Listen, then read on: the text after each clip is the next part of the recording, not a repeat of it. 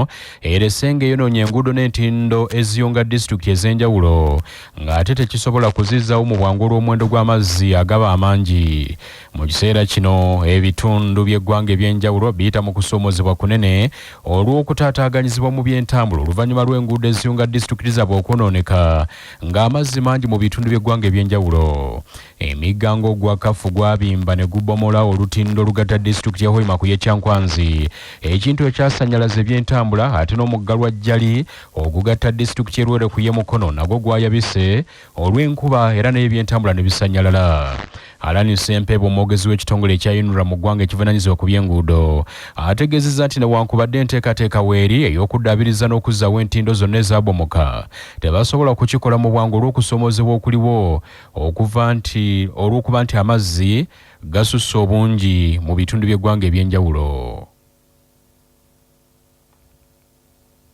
Tubadde n'enteekateeka eziriwo era kuyambako abantu mu bitundu bino ababa bakoseddwa. Olaba nti singa tuba n'obuzibu twanguya mangu ddala okuteekayo ebyuma naye ate oluusi naffe tusukkako amazzi bwe gaba amangi nnyo ddala tuba tulina okugumiikirizaamu amazzi awo ngakola ki negakkakkanya obusungu. Kyokira nnyo mu bitundu ebyetooloddwa amayanja amazzi naddala ne ku nguudo ezo ez'ettaka tujja kwanguya okuteekayo ekyuma kino kiyinza okwonoonekerayo okufuna obuzibu. N'olwekyo amazzi gano gakkakkana enkola yaffe ebadde nti tugenda mu bwangu nnyo ddala tuzzaawo olutindo luno olw'enguudo zino abantu baddamu zikozesa. N'olwekyo kaseera ka kusoomooza k'amaanyi nnyo kubanga enkuba eno yalagirwa ku luno y'amaanyi nnyo ddala eyitibwa Elnino, naye naffe tujja okusuubira bannayuganda nti ogwaffe tujja gukola kulaba nti singa wabaawo ekitundu ku nguudo zaffe kikutuddwako tukola ekisoboka ffenna okulaba nga tukizaawo ebyentambula ebitakosebwa nnyo. Wabula Alani Ssempeebo alabudde ku bantu nti akabi kali nnyo mu kukozesa ekifuba okuyita mu mazzi agaba gamaze okusala ekkubo olw'entindo ezibomose nga balina okukimanya nti kyabulabe okugezaako okuwagula mu mazzi gano. Kiribadde tujja tutegeeza bannayuganda nti singa olaba ekitundu kubanga buno buzibu bw'amaanyi nnyo buzze oluusi tulabwetangira kubanga munnange buva eri Katonda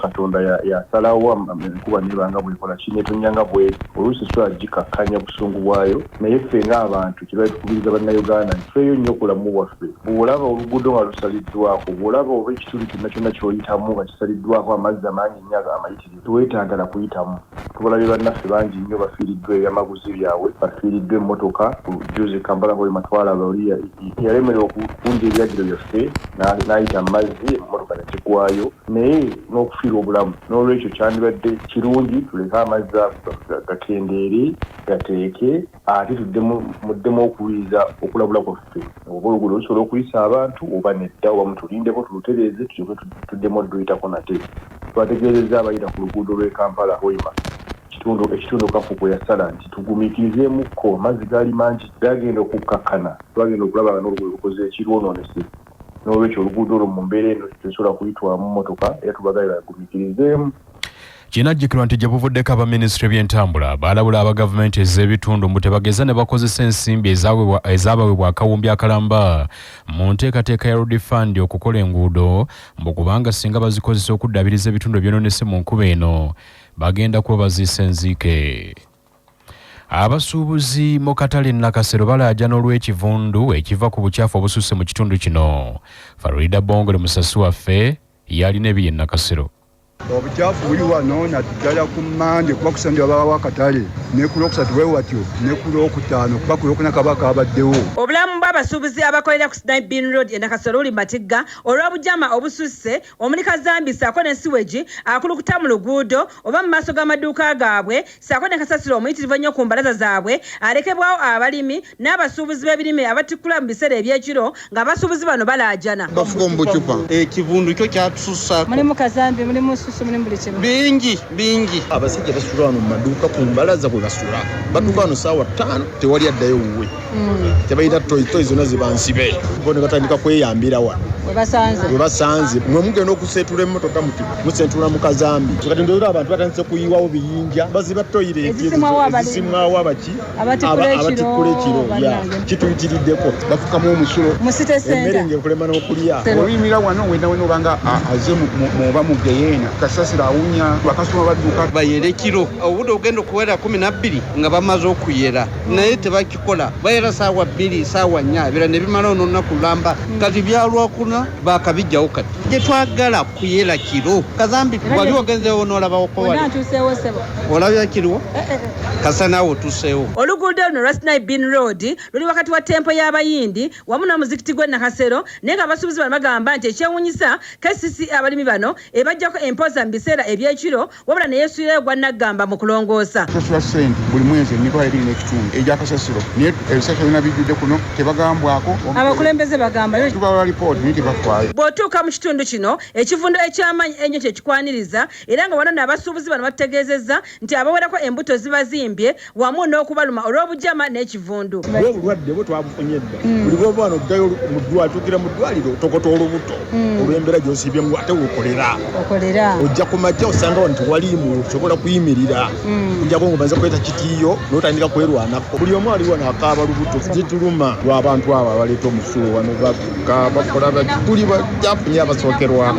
ebyabeeranga mu wino wansi olwaleero biririddawa biri nakasi kyewuunyisa nga Nakasero wajjanga ekintu nga kitukula lumonde ng'ayezebwako ettaka wabula omulodi wa Kampala Salon Elias Lukwago alina by'annyonnyodde era bw'atyo n'abagumya kyenyamiza okuba nti embeera etuuse ku leve eyo wakati mu kibuga Kampala ng'ate tuli mu nkuba efudde embabweti eyinza n'okuvaamu ekirwadde gamba nga kolera n'ebirwadde ebifaanana ebigenda wamu n'obujama so tugenda kukola kyonna ekisoboka ng'abakulembeze katulabe director waffe wa public health n'abali mu kitongole ekyo ttiimu yonna etuukewo amangu ddala nga bwe kisoboka olunaku olwaleero okulaba nga ensonga eyo bajjaŋŋanga kulwakyana mwenda katonyeza 2 CBS emmanduso nze Farida Bongole mu Kampala mu mawulire amalala abamu ku bavubi abawangalira ku mwalo ogw'e Kisovo Rujabwa mu disitulikiti y'e Kalangala basobeddwa olw'ekidde eky'oku mazzi ekizinzeeko omwalo guno gwonna watali lyato livaawo wadde okubatuukako omusasi waffe Dawudi Sekayinga yalina ebisingawo kiddo kyamaanyi nnyo tewalisobola kuvaawo wadde okupaakingawo simanyi kuba ekiddo kyo kinene kiringa kisaawe kiramba kyasazeeko omwalo gwonna twali tutegese nga tumanyi tunaafuna akawogo kagaanye ensonga ekiddo kituzinzeeko omwalo gwonna ne kiguziba egamba naffe ekyokulya kyatubuze tetumanyi we kinaaviirawo tuyina okusoomoozebwa okuva emabega oluvannyuma lw'ebyennyanja okubula ate tweyongeddeko kino kati tuli mu buyinike tuli mu bweraliikirivu obw'ekitalo Yasini Kabugo omu ku bakulembeze b'omwalo guno atubuulidde nti waliwo n'abaddusa amayumba gaabwe olw'okutya emisota egijjidde mu kiddo kino emisota egyo oba gino gye mulaba ttimba nto tulina gye twokyezzaako emikulu waliwo egiwalampye amaato ne bannannyini baago bagidduse waliwo egiri wansi mu mazzi twetaaga obuyambi obw'ekitalo kuba tetumanyi kivaawo ddi abakyala baddusa amayumba n'abaana baabwe bali waggulu mu nsozi ez'enjawulo kyokka nga ne mu nsozi gye baddukidde waliyo ebyobulabe bye tutamanyi amyuka ssentebe wa district rest Nakawungu ayagala aba medical stores okubayamba babunyise eddagala erivumula emisota National Medical Stores mu bintu bye supplying e Kalangala etuteeremu eddagala ery'emisota omubaka ow'ekyamuswa Moses Kabusu abanjiza gavumenti ku kisuubizo kye yakola eky'okukola obuwuka obuyinza okuyambako okulya ekiddo kino kireme kuddamu kutataaganya bannayuganda ekizibu ekijja n'ekiddo kino kigiramu emisota kigiramu ebintu n'ebirwadde birihazi ebirwadde by'amakovu bijjira mu kiddo nga kitambula so ministry y'ebyobulimi obulunzi n'obuvubi bangwiriza okutusindikira enkola esobola okuyoola ekiddo kino nga tekinaba kuleeta bulabe n'ekirala ministry yali egambye nti egenda tuwanga obuwuka obukiryawo batubuulire obuwuka obwo esente ezibaweebwa bulijjo okuzaaza obuwuka obwo obuli ekiddo ziragawa lwaki kyeyongera kwala ku lwa 89 akatonyeze 2 CBS FM emmanduso nze David Sekayinga wano mu bizinga eby'essese Abakola emirimu gya woofiisi basabiddwa obuteemalira ku mulimu gumu kibayamba okwongera ku nnyingiza yaabwe n'okwetegekera ebiseera eby'omu maaso. Akulira entambuza emirimu ku Radio Chabasa omukungu Robert Kasozi bino yabyogeredde ku Gomba Next Generation Farm mu ssaza Gomba bwe yabadde n'abakozi ba radio nga bagenza okulambula emirimu egikolebwa ku faamu eyo, n'asaba abavubuka okwenyigira mu by'obulimi basobole okwetonderawo emirimu egyabwe. Gino emirimu gye tukola gino egituweesa omusaala mu luzungu bagamba tigiri sustainable. Omulimu ogugwo gwokoze gwe gwogugwo bw'omanya n'ogulondoola n'omanya nti bakola batya, kuba egomba eno si wala naye ate era si kumpi, naye bw'olaba ebikolebwa lwaki abakulu abali wano babisobola, lwaki omu ku tiimu CBS tabisobola, kuba tulina ejje ery'emyaka abali mu myaka 3 n'abaana tebannatuuka mu gyaffe naye tuba nange ensobola. Kakati lwaki pasonero wa CBS Joan tafuna omukisa najja n'amanya nti ebintu ebimu tubitya kubanga tuba batiitiizi n'ebisoboka. Sirowooza nti omukulu owa wano ne ttiimu gy'akola naye waliwo omumano yava mu ggulu n'erandinga n'egwa wano, kwali mutima yasooka n'abeera positive n'agamba nja kusobola n'akyeteekamu. Tiyatandika nti bonna yasambulawo mulundi gumu, ate okukuba yatandika mpola. Omutandisi wa faamu eno Kalera Filipo agamba nti ekisinze okubalemesa be bantu okufuna mu mirimu gye bakola ate ne batagoberera mitendera mituufu okwongera okugigaziya. Tugende nti ekitogoberera byonna by'olina okukola kiringa mu lwanga bw'osoma amawulire, era bw'otobiwa budde bw'otokola kitegeera temuyita kyekimu. Ate bino byetwogera nti abakugu batiroga abakugu naye n'abakugu ab'e Uganda abamu tebali practical. Okuwa abantu obukugu si kikulu nnyo nti wasoma kukomawa, kubanga n'ezo ensi ezikuze nnyo ndowooza si kusoma nnyo kuli okwa kiraasi yadde nga nako kuki, naye ate ebiri abantu beegulumiza nnyo ne balowooza nti bamanyi naye nga ate bakola ki, ate okumanya nga bakulesewa. Kubanga olina okumanya nti bona ofuna, olina okumanya kyengenda okutunda nkifunidde ku ki. Ye ssentebe wa Gombola ya Ssaabaddu Maddu Abigaba George yeebazizza Ssaabasajja Kabaka olw'enteekateeka gy'atadde mu bantu be. Mukama mulungi ti Ssaabasajja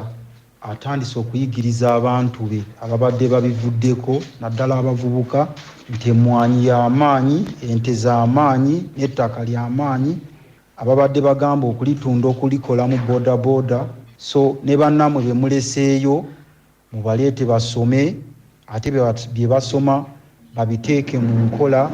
Ettaka lya Buganda gimu, tetulinga abali e Somalia oba e Kalamoja. So ebirabo bino bye twafuna wano e Buganda tubiteeke mu nkola, kyekyo tujja kuba tutuukiriza omulanga gwa Katikkiro ogw'okuzza Buganda ku ntikko. Mu mawulire amalala Ssaabaminisita wa Uganda Robin Anabanja Musafiri alagidde abakozi ba gavumenti bave mu woofiisi batuuke wansi mu byalo nga balungamya abalimi ku ngeri y'okwongera omutindo ku bye balima. Nabanja bino yabyogeredde Buwama ku mwoleso gw'ebyobulimi n'obulunzi nga gwategekeddwa woofiisi ya Ssaabaminisita mu bitundu ebyo. Ennaku zino tulina exports nyingi, kyobulaba buli kimwe ebbeeyi yakoze eki yalinnye. Abantu baffe bano okwekulaakulanya byonna byonna pulezidenti yabiteeka mu mikono gyammwe. Tubasaba mugende mukole n'amaanyi, mugende mu byalo, muve mu tawuni, muve mu woofiisi. Prime Minister yagivuddemu woofiisi ali Buwamba saawa zino, nange naalibadde ndi waka nga ndi ku TV nkola bweti, naye ndi Buwama kuba pulezidenti yandagira nzije Buwama. Nammwe tubasaba muve mu mawoofiisi mugende mu byalo. Omubaka wa Paalamenti wa Mokota South Yusuf Nsibambi ye asabye abakulembeze bonna okukwata ku bantu baabwe bave mu tulo beeyambise omukisa ogulo beegwebeko obwavu. Tusaba tukozese omukisa guno ne ebyobugagga bye batuleetedde Prime Minister byatuleetedde tube nga ffe tuliisa Kampala, tujjewo olugero olugamba nti okulira n'ennyanja si kuliira. Era kyekindeese wano ne bakulembeze bannange tuleete enkulaakulana, tuteeke emmere ku mmeeza, naffe tuteeke akasente mu nsawo. nampa okweyama kize Sibambi Yusuf ng'omubaka wamwe gwe mwalonda njagala mbakulembere tugobe obwavu mu mawokota. Ye omubaka omukyala mu palamenti wa disitulikiti y'Empigi Teddy Namboze yekkokkodde ekibbattaka ekisusse mu kitundu kino n'asaba abakulembeze okwongera okukwatira wamu basobole okulwanyisa embeera eno emazeeko abantu baabwe obwekyusizo.